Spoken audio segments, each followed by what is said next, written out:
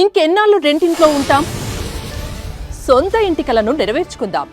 Suman TV biggest property expo October 18th, 19th HSCC Novotel Hyderabad. ఇప్పుడే free entry కోసం call చేయండి.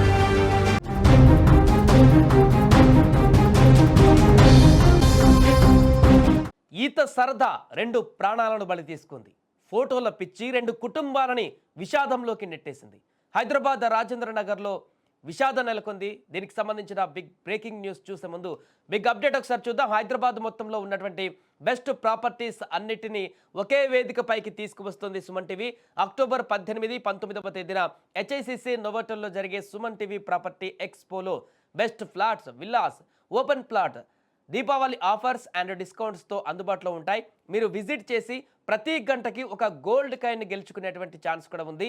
ఫ్యామిలీతో రండి, మీ డ్రీమ్ ప్రాపర్టీని సొంతం చేసుకోండి. రైట్, ఇక మన బ్రేకింగ్ న్యూస్లోకి వెళ్తే ఇటీవల కాలంలో సెలవుల్లో ఈత సరదాలు చిన్నారుల, యువకుల జీవితాలలో తీరని విషాదాన్ని నింపుతున్నాయి. సెలవు దొరికితే చాలు సరదాగా గడపాలని ప్రాణాలు గాల్లో కలిపేసుకుంటున్నటువంటి ఘటనలు తరచూ చూస్తున్నాం. అభం శుభం తెలియని పిల్లల అమాయకత్వమే వారిని నీటిలో ముంచేస్తోంది.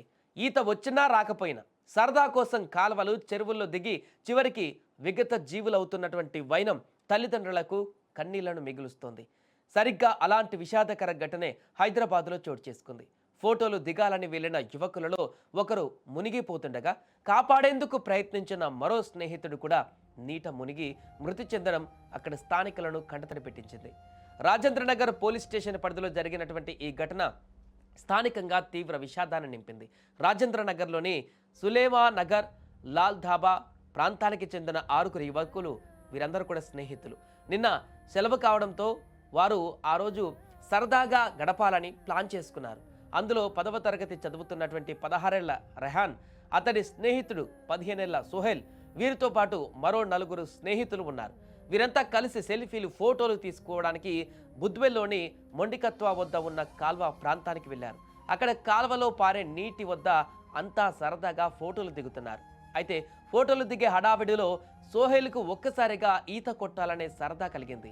అతడికి ఈత రాకపోయినా కాలువ నీళ్లలో దిగేశాడు. దురదృష్టవశాత్తు సోహెల్ నీటిలో కాసేపట్లోనే మునిగిపోయాడు. స్నేహితుడు మునిగిపోతుండటం చూసి రెహన్ తన ప్రాణాలను పణంగా పెట్టి రక్షించడానికి నీటిలోకి దూకాడు. అయితే సోహెల్ను కాపాడబోయిన రెహన్ కూడా నీటిలో పడిపోయాడు. దీంతో మిగతా స్నేహితులు వీరిద్దరికీ చేయి అందించేందుకు ప్రయత్నించారు. కానీ అప్పటికే నీటి ప్రవాహం ఎక్కువగా ఉండడంతో సోహెల్, రెహాన్లు క్షణాల్లోనే ఆ కాలువలో గల్లంతయ్యారు. వెంటనే పోలీసులకు సమాచారం అందించారు.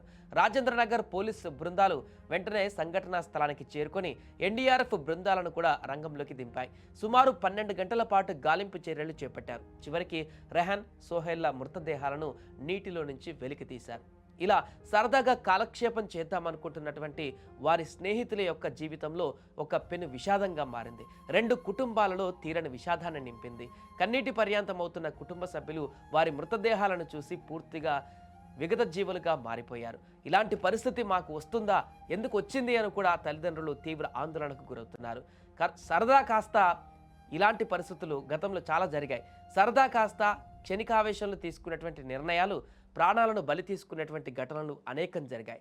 అయినా కూడా రిపీటెడ్గా జరుగుతున్నాయి. ముఖ్యంగా టీనేజ్లో ఉన్నటువంటి యువతకు ఒకటే, వారు చేసేటువంటి సరదా వారు ప్రాణాల మీదకి తీసుకువస్తుందనేటువంటి ఒక అంశాన్ని వారు దృష్టిలో పెట్టుకోకపోవడం, దానివల్ల కుటుంబాలే చిన్నాభిన్నం అవుతాయనేటువంటి విషయాన్ని సీరియస్గా తీసుకోకపోవడం, ఇలాంటి సరదాల ప్లేస్లకు వెళ్ళినప్పుడు ముందు జాగ్రత్తలు వహించకుండా అక్కడికి వెళ్తే ఏం జరుగుతుంది, దాని పరిణామాలు ఏ రకంగా ఉంటాయి అనేటువంటి ఆలోచన తత్వం వారికి ఉండకపోవడం కారణంగా ఇలాంటి ఘటనలు తరచుగా జరుగుతున్నాయి. అందుకే తల్లిదండ్రులను, కుటుంబ సభ్యులను శోకసంద్రంలోకి ముంచుతున్నారు. వారికి తీరని శోకాన్ని మిగులుస్తున్నారు.